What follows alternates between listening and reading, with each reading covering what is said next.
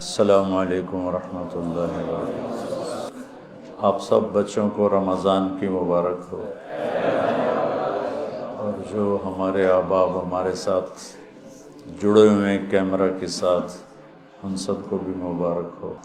جو بھی خواتین و حضرات، بچے بچیاں دنیا میں جہاں جہاں بھی دیکھ رہے ہیں، سن رہے ہیں، سب کو میری طرف سے رحمتوں والے مہینہ کی مبارک۔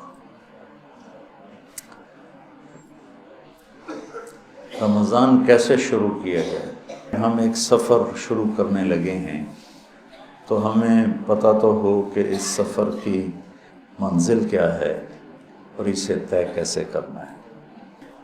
پہلی تیاری کیا ہے؟ میں آپ سب سے ایک بات پوچھتا ہوں، دنیا میں کوئی گناہ ایسا ہے جس پہ توبہ نہ ہو سکتی ہو؟ اللہ نہیں، جتنی مرضی توبہ کر نہیں معاف کروں۔ کوئی ہے؟ کیوں بھائی؟ کوئی گناہ مسلمان کر رہا ہے، غیر مسلم کر رہا ہے، ایک حدیث کو جوڑ کے کہ میرا اللہ فرماتا ہے کہ اگر میں دنیا میں کسی کو عذاب دیتا نقد، تو سب سے پہلے اسے عذاب دیتا جو میری رحمت سے مایوس ہے۔ ٹھیک ہوگی؟ دنیا میں کوئی جرم ایسا نہیں جس کی توبہ نہ ہو، جس کی معافی نہ ہو۔ تو ہم اپنی ذات سے شروع کریں کہ آج تک ہم سے جتنی خطائیں ہوئیں، کوئی زبان کی، کوئی آنکھوں کی، کوئی کانوں کی، کوئی معاملات کی، کوئی معاشرت کی، اس سب سے ہم آج پہلی رات ہے توبہ کریں۔ ہم اپنے رمضان کی ابتدا کریں، توبہ کریں، ٹھیک ہے نا؟ اللہ تعالیٰ کے نبی کہتے ہیں میں دن میں 70 دفعہ توبہ کرتا ہوں، استغفار۔ آپ تو معصوم، پاک پاکیزہ، امت کو سکھانے کے لیے۔ دوسری بات، دنیا کا ہر انسان کسی وقت بھی توبہ کر سکتا ہے کہ نہیں؟ کر سکتا ہے نا؟ کوئی پابندی تو نہیں۔ شاہ سید احمد شہید رحمۃ اللہ علیہ کے لشکر جب بالا کوٹ میں آمنے سامنے ہوئے، تو سکھوں کا لشکر تھا کوئی 20,000 کا، اس کا تھا سپہ سالار شیر سنگھ، رنجیت سنگھ کا بیٹا، اور یہ چند ہزار تھے۔ تو ان کو وہاں ایک پہاڑ ہے مٹی کوٹ، دوسرا ہے بالا کوٹ۔ مٹی کوٹ بہت اونچا ہے، بالا کوٹ بہت نیچا ہے، وہ پہاڑی سی۔ تو وہاں مسل ہے، جس کا مٹی کوٹ اس کا بالا کوٹ۔ تو شیر سنگھ مانسیرا کے راستے سے چلا ہے، آگے جنگل ہی جنگل، اور گڑھی حبیب اللہ تک پہنچا، آگے اس کو راستے کا نہیں پتہ۔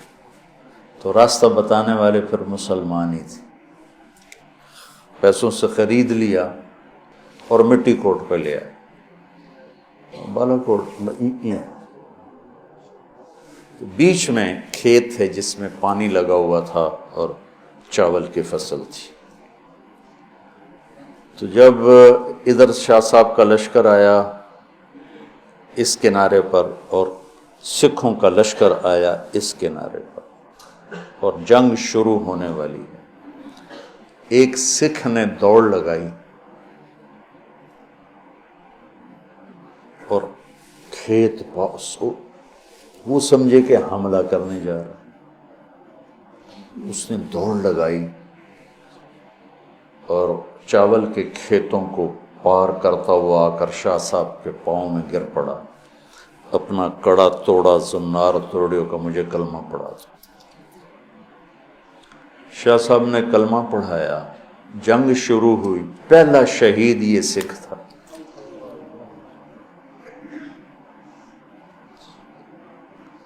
اس کی حالت کفر میں اللہ کو کیا بات پسند آئی کہ چند منٹ پہلے تک وہ کفر کافر شدید، اور 1 گھنٹے کے بعد وہ شہید. میں کوئی چھٹی نہیں دے رہا ہوں، میں ایک بات کرنا چاہتا ہوں جس پر کہ میری طرف سے کوئی اجازت نہیں کہ جو مرضی کرو ہوتے اللہ اخیر تک. کلمہ وہی پڑھتا ہے جس کو اللہ پڑھواتا ہے. اس ساری میری بات کا خلاصہ یہ ہے کہ جب ہر انسان کافر ہو، مسلم نافرمان ہو، عمل کے لحاظ سے، عقیدہ کے لحاظ سے، ہر لمحہ اس کی توبہ کی توقع ہے کہ نہیں ہے؟ شاید توبہ کریں. تو جب ہم نہیں جانتے کہ یہ کب توبہ کر لیں تو پھر کسی سے نفرت کرنے کا جواز ہے. تو دوسرا کام سامعین اور آپ حاضرین کہ ہم اوروں کی نفرت سے بھی دل کو صاف کرتے ہیں. ہم چاہتے ہیں نا اللہ ہمیں معاف کر دے، تو ہم ہر ایک کے لیے یہی چاہیں کہ اللہ اس کو معاف کر دے. جس کو میرے نبی دیکھنا نہیں چاہتے تھے، حضرت حمزہ کے قاتل وحش، اللہ نے ایمان دے دی. اور بات لمبی ہو رہی لیکن یہ چونکہ ہمارے دل نفرتوں سے بھر چکے ہیں اور بہت مبارک مہینہ ہے، اور المشاہین کی بخشش نہیں ہوتی پورے رمضان میں. جس کے دل میں نفرت ہو کسی کی، اس کی بخشش نہیں ہوتی، اور اس کو ہم گناہ ہی نہیں سمجھتے. چند آدمیوں کے بارے میں آپ نے فرمایا تھا جہاں ملیں قتل کر دو، چاہے وہ بیت اللہ کے پردے کے اندر بھی. ان میں ایک عبداللہ بن ابی سرحہ بھی ہیں، اکرمہ بن ابی جہل بھی ہیں، واشی بھی ہے. تو وہ 17 تھے، 3 عورتیں 14 مرد. اس میں سے 13 کو ہدایت نصیب ہوئی، اور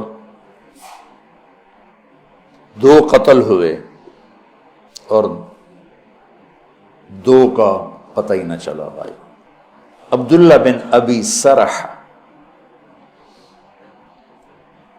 یہ حضرت عثمان کے خالہ زاد تھے، تو وہ ان کو سفارشی بنائے. اب وہ اندر سے تائب ہو چکے ہیں، نظام اللہ کے ہاتھ میں ہے. آپ تشریف لاتے ہیں، یا رسول اللہ یہ عبداللہ آیا ہے، توبہ کرتا ہے، آپ اس سے بیعت لے لیں، کلمہ پڑھا لیں. تو آپ اس سے سر جھکائے بیٹھے رہے.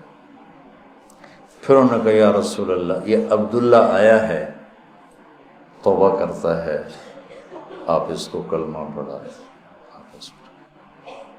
پھر کہا یا رسول اللہ یہ عبداللہ آیا ہے، توبہ کرتا ہے، آپ اسے کلمہ پڑھا دیں.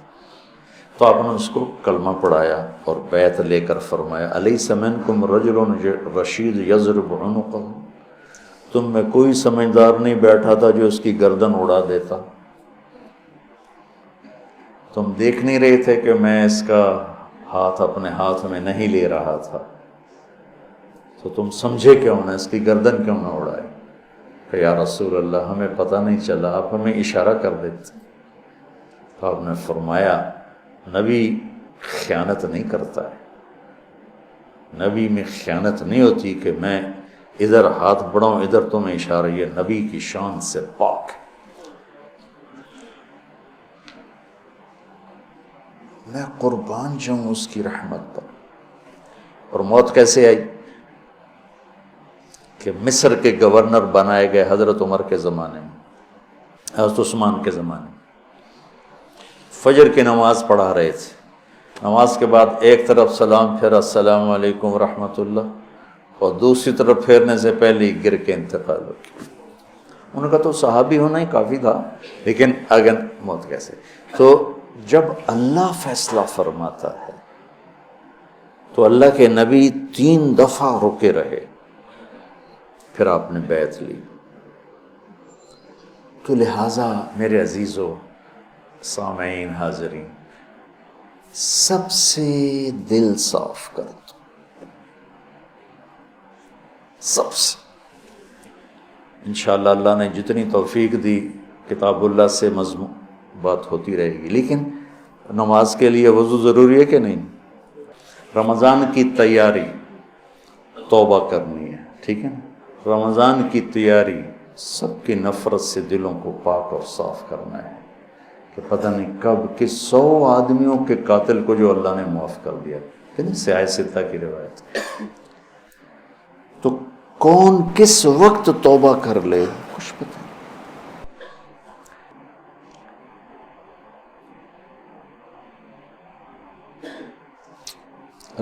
اللہ کی رحمت کو تنگ نہ کرو، گھٹن نہ پیدا کرو، بڑی وسیع ہے۔ رحمتہ وسعت کل، ان رحمتی وسعت کل شیء۔ رمضان کی تیاری کا روزے تراوی تلاوت کر کر کر کر کر کر کر تھک ہار کے آخری دن بھی خالی بیٹھے ہوں اور بخشش نہ ہو، کلتی نقضت غزلها من بعد قوت انکاثا، وہ تو نہ ہو جائے۔ تو دوسرا کام کیا ہے بھائی؟ سب سے اپنے دل کو صاف کرنا ہے۔ جتنی آسمانی کتابیں ہیں یہ رمضان میں اتری، تورات بھی، زبور بھی، انجیل بھی، قرآن بھی، صحف ابراہیم بھی، صحف موسیٰ بھی۔ تو رمضان میں ہمارے نبی قرآن کی تلاوت کی کثرت فرماتے تھے۔ تو روزے کی عبادات میں ہر چیز شامل ہے، نوافل بھی پڑھو اور ذکر بھی کرو، خیرات بھی کرو، افطاریاں بھی کراؤ، سحریاں بھی کراؤ، اور قرآن جتنا آپ پڑھ سکتے ہو۔ کتنے لوگ ہیں، میرا اپنے ایک ساتھی ہیں، صبح بیٹھتے ہیں اور رمضان میں اور شام تک قرآن ختم کر دے، ایک دن میں قرآن ختم کر کے سوتے ہیں۔ تو یہ تم انتہا بتا رہا ہوں، باقی اس میں قرآن کی تلاوت